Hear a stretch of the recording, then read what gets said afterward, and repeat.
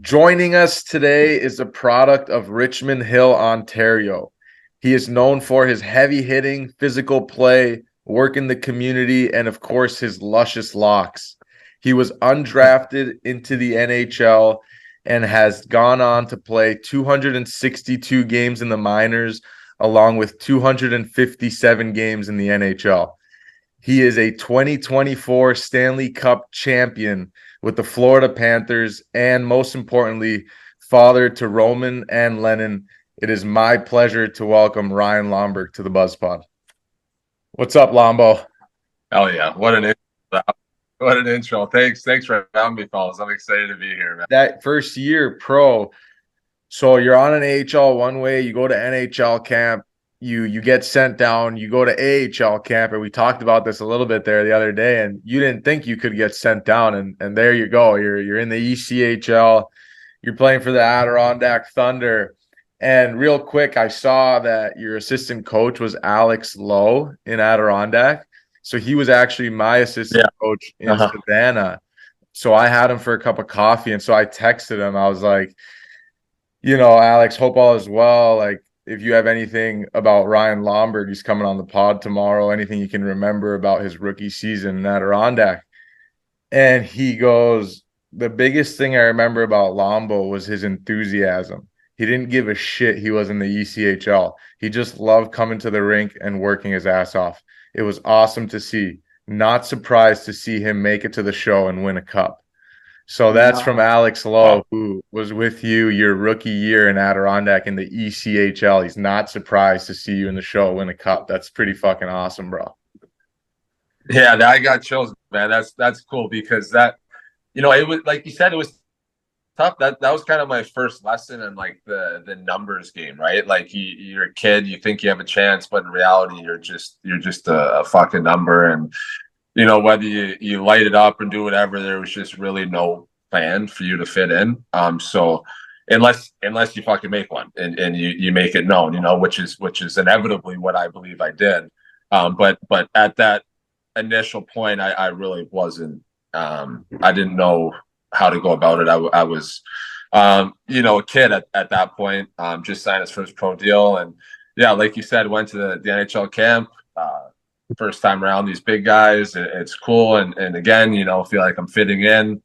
Not dangling anybody, but not getting dangled, hanging in there, scoring a few goals in practice, and making some good plays and stuff like that. Again, did well in the testing, so I know physically I can be there with the guys, and then you kind of know what's going to happen. You get cut from camp and you're sent down to the American League camp, and this is the place I think I'm going to be this year, and the area. So you're looking at places to live and all this stuff, and you're looking at thinking about who you're going to play with all year, and seeing how that's all going to fit out or fit together, and then get called in a coach's office, and yeah, you're cut. We're sending you down to the East Coast, and at that time I remember calling my agent because I didn't really like this is like now I think this is like bad like I'm supposed to be in the American League, now I'm in another league below, like how am I supposed to ever get to the NHL, like there's a million things running through my head. And he was like, pretty much like, well, it is what it is. It's a shitty position, but what do what do you want me to do? You want me to call him and tell him not to send you down? Like, how does that look? So I've never really been the guy to make a fuss about anything. I usually like to like look internally first, right? And like if I'm getting scratched, if I'm not playing a lot, like obviously the coach doesn't believe in me that I can help the team win. So how do I show him that I can help the team win? So that was kind of my thing moving forward is I'm just gonna every day I'm gonna try and get better. I'm gonna work my ass off. I'm not gonna complain because that's not what I do. I'm gonna be a good teammate, and like I I have so many good fucking teammates throughout my days, like so many. But like in the East Coast, I can see the love of the game. Like people play hockey not because it's a job, because they love it. Like they fucking it's just about all it is about love for the game. You love for the game. You go drink some beers with your buddies after. You show up. You sweat it out, and then game day the next day. And it's and the travel's a grind. It's like you're getting beat down, but it's it's just for the love of the game. You have so much fun playing. So it wasn't hard for me to enjoy that year at all. You would obviously watch what's going on in the American League. Some guy gets hurt, called up. I got called up a few times, but it was until that guy got healthy. I think it was like 45, 15 East Coast games, so American League games that year or something like that. So my home that year was in Adirondack for sure. That's the place I felt like was home for me. And it was another kind of unexpected thing that turned into this amazing thing. There. So the next year you're back, but full-time AHL'er. You play 68 games in the American League, 13 goals, 16 assists, 29 points, and you get your first NHL deal, a 2-year entry level. Just walk us through, like, the year before you were basically in Adirondack and Glens Falls the whole season, and then the next year you have a solid year in the American League, and now you're signing a 2-year entry level deal. As a guy who likes to look internally, I'm sure you like to reflect sometimes, and I'm sure at that time that reflection was like, holy shit, man, what a ride this has been, even though we're just getting started. Yeah, crazy, man. Like, getting goosebumps thinking about it. It's that was a crazy couple of years. It's like there's moments where you feel so close, and then there's other ones where you feel so far, and like the reality is it's probably neither. So for me, I remember going into my second pro year, like, and so I had signed, I had a good East Coast year. We played in the playoffs, good, like, decent playoffs. Fought Trevor Gillies, like, in the playoffs. Like, this guy's like an all-time fucking mutant. Like, I just met this guy. Me and Z just met him at the PHPA meetings. He's a dog. Dude, He's huge. And he's a lefty. And he'd have the handlebars back in the day, like, fighting the biggest, baddest guys. And, like, so I'm like going into this summer, like, okay, like, I'm in a pretty good spot now. Like, I'm gonna, at least if I don't get an NHL deal, I'll get like a good AHL deal, blah blah blah. And it just didn't go that way. I didn't end up signing an NHL deal that summer. Obviously, I ended up signing an AHL deal for less money with them again. And at this point, I'm like, holy fuck, like, what's going on? What's gonna take? And so I went psycho mode that summer, and that what is it called? The rookie tournament was out in Penticton, and I just made a fucking mess. I was like fighting everybody. I was calling everybody out. I scored a couple goals, like, and these are now like the top prospects in each organization, right? Like, top prospects, biggest players. And I was like, I'd wait till it was dead silent in the arena, and I would just start beaking the biggest player on the other team, calling him a pussy, saying, you won't fight me. Like, and everyone, like, and you can see the scouts, like, looking at him and looking at me, and, like, so that's like, I really believe that was kind of the whole turning point, because now in these scouts and management's eyes, and I played well offensively that tournament as well. So now in their eyes, they're like, holy, who the hell is this kid? Like, he can play with these top guys. And then yeah, I played every game in the American League that year, and that was kind of my goal going into the year. Was I want to play, and I don't want to come out and be a scratch. Forget about getting sent down. I'm not coming out of the lineup. So it was cool for me to be able to do that. And then yeah, I got the call. I don't even remember the exact date, or I know it was towards the end of the season. That they were offering me an NHL deal, and that was kind of, that was obviously pretty cool for me, being able to, because that's really now you get the opportunity to play for an opportunity. When you're on an AHL deal, there's really not going to happen. You're not going to play in the NHL that year just because you can't. You need to sign an NHL deal to play in the NHL. Yeah. So now I'm starting to see that it's a possibility. All I can say is I'm taking a page out of the book. I might be taking multiple chapters out of the book. Yeah, you have to, bro. And I'll give you this too, because what it's all about in that position is, like, realistically, not even playing to get an NHL contract for the team that's affiliated with your team. It's like every other fucking team. Yes. because they're all watching, and maybe on your team they already have guys slated like, oh, we have this guy, can he overtake him, blah blah blah. So the opportunity is really with the 31 other teams in the league being like, oh wow, we can see this guy in an NHL deal for our team. Yeah, like you gotta play so well against them that they're like, we need this guy on our side. Yes. And it's great because every game is a trial. Every game you have an opportunity for the scouts to leave and be like, who the fuck's this guy in an American League deal? Like, why don't we sign him to an NHL deal? Yeah, that's great advice, Lombo. Supply and demand. Great advice, Lombo. So That's year, reality. Yeah, you're damn right. And this Z, how tall are you? 5'9". Yeah, sad. So that year, Yeah. after you get your 2-year entry level deal, you play 57. Or actually, this is a good question. Did you start in the American League, or so you go to camp on an entry level deal? Did you make the team at a camp, or did those 7 games come later? No, they came later. Okay, so you go to camp, you go to the AHL, you 57 AHL games, 13 goals, 15 assists, 28 points, and you played 7 NHL games with Calgary. So just walk us through that first NHL call up. Your NHL debut, you had a fight off the draw with Zach Kassian.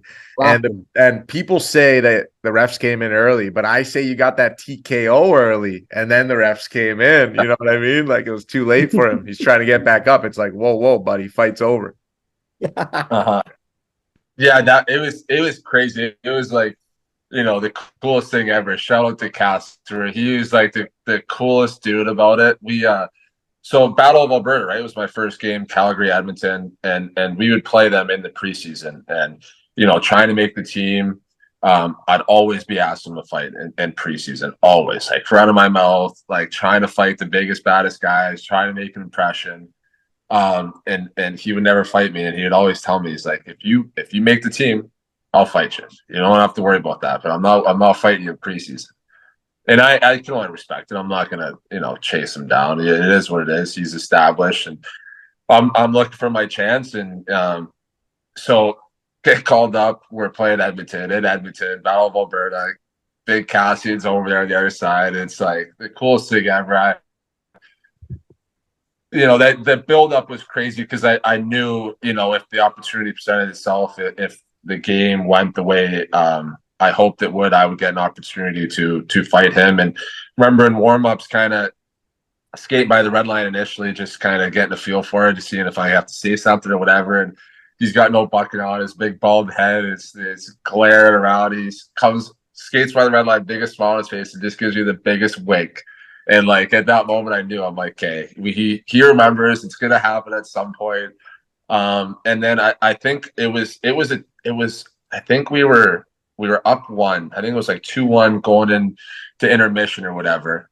Or no, I think it was 1-1, and we had just scored. So the position, I'm like, okay, I don't know if I can fight him now because we have the momentum, we're winning the game. Like, I don't want to lose a fight, then we lose a game, and now I'm like never getting a chance again. So like you kind of got to like play the game within the game. Like Blatch, I'm sure like there's an opportunity to fight, and there's opportunities where you shouldn't fight. So things weren't looking good, and then they scored, and now we needed a spark, and I'm like, fucking perfect. So I just skate by their bench. I'm like, it's time, big boy. He jumps out, we line up. And he goes, we square it up or we going right away? I'm like, I'm not fucking squaring up with you right now. We're going right away. Drop him, we go right away, grab each other. I know he's a lefty, so he's going to let go. Let's go with my right arm before he throws one. I threw one, and big boy went down. He jumped back up pretty quick. I don't know. I tell people all the time, I'm like, I would have been in the league fucking 2 years earlier if there was good footage of this fucking fight. But it's just for some reason the camera's cut. I don't know if Cass had his cousins working the cameras or something that night, or they're in the video room or what happened. But yeah, so that was my first NHL game, and it's funny because Chucky was there, right? Chucky's there, and he knows, he saw it, and he always laughs when I see that I would have been in the league earlier because he knows it. He knows how things like that go. You get a little bit of little bit of energy and buzz around you, and then kind of momentum takes you a little bit further. But unfortunately, I missed that opportunity. But I wouldn't have, I don't regret a thing. Yeah, I mean, 100%. You're absolutely right, man. If they had good footage of that, that is how it works, man. Like, especially your size. I was just It's telling my you. first game, Battle of Alberta. Like Yeah. this is when like Cassian. He wouldn't like really bully them, but it just wasn't the same. Like that was the year before Luch got there, so they didn't really have an answer. Like Chucky would be running around and killing people, and that he'd go after him, and there's just. So yeah, the opportunity was there. I just unfortunately, for whatever reason, the hockey god said not yet. Well, that's how it goes sometimes. But man, I mean, you got a sack on you, brother. But then the following year, you're in the AHL, you're assistant captain, 58 games, 12 goals, 17 assists, 29 points. You played 4 NHL games. And then I'm wondering, like, because your 2-year deal's up now, right? So I'm wondering what kind of deal you got for the next year. You had 20 points in 21 games, almost a point per game player in the American League. And also what happened that cut your season short there? Yeah, so it was going back to that first year there. Yeah, I had a great year. Didn't like, just the way it goes. They were fairly healthy. Didn't really get a lot of opportunity to get called up that year. When I did, it was, kind of in one game, out 3 type thing. So I had a great year. We had a good run that year, and then going into that summer, I was an RFA. So really no real options. We were actually debating, going to Russia at that point and kind of burning a couple of years until I got to the free agent age. But that was like very like preliminary. The deal we ended up taking wasn't it wasn't the best deal. At the time I probably could have gotten more for what happened, but that's how it goes when you're an RFA. You don't really have a lot of pull. I think we had arb rights, and it was just we didn't have a strong case, so kind of had to look for other leverage somewhere else. So we started to explore other options, and ultimately re-signed with Calgary, hoping for some opportunity. The AHL money was, I think it was 100 or 110, so it was like the first time it was 6 figures, which was a big deal. Especially coming from the days where you're strictly on an American League deal. Now you're making this and potentially can make a lot more too. So and then going into that next year, yeah, I had a great year in the American League, just about a point a game, and then I got hurt. So I actually had a high ankle sprain. Came back, I rehabbed it for it feels like a couple months. It might have been a month and a half, kind of in that range. We rehabbed it. It was feeling good. Played a game, got a goal in that game. So I'm like, fucking rights, we're back, feeling good, gonna buzz again.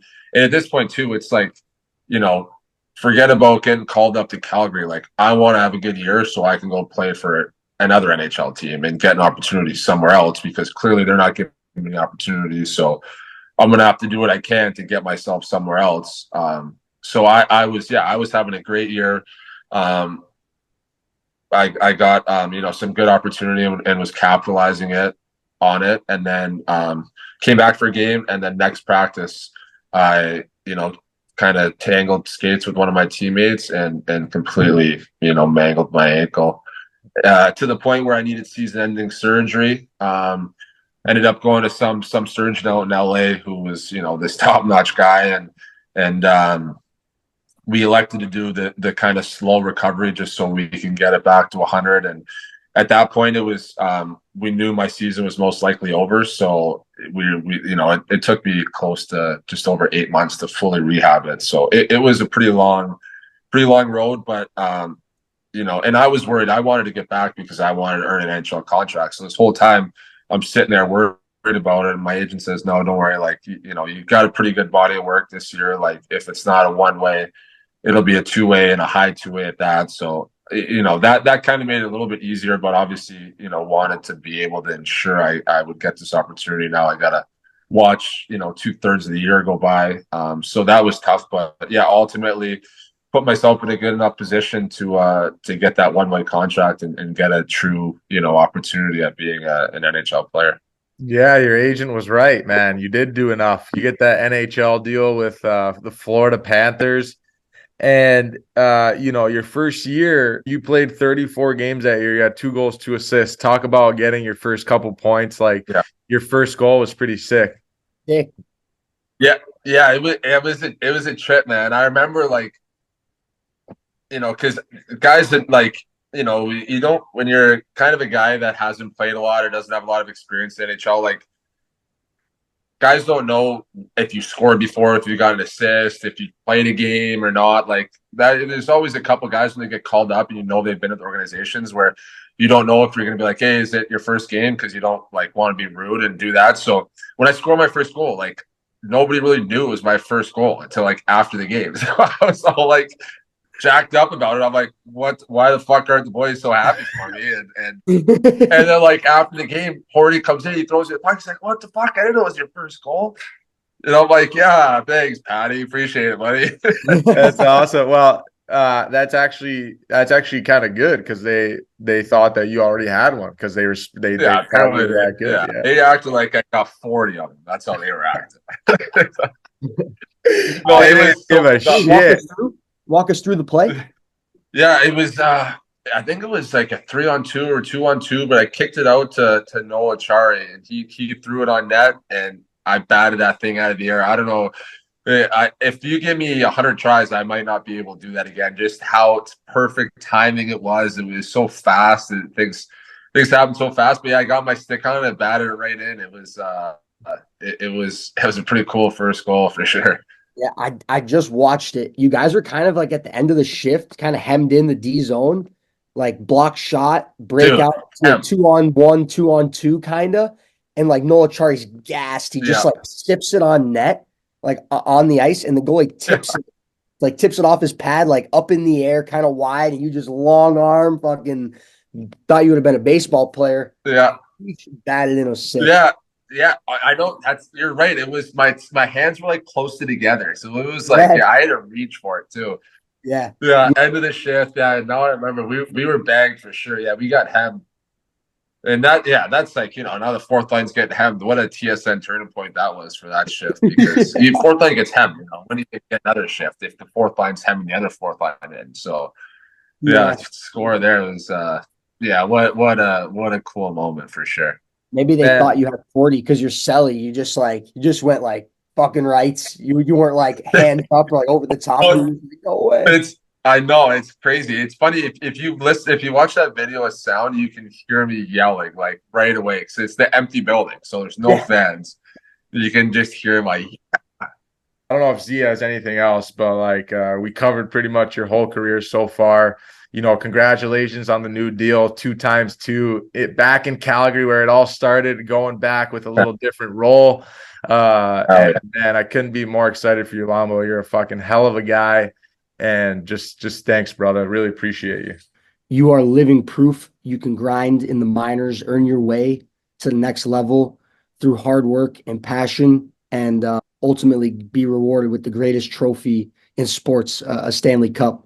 Congratulations again. Appreciate you coming on, Lombo. Hell yeah, boys. All right. Well, I appreciate it, fellas. Hey, you're the man, Lombo. See you, boys.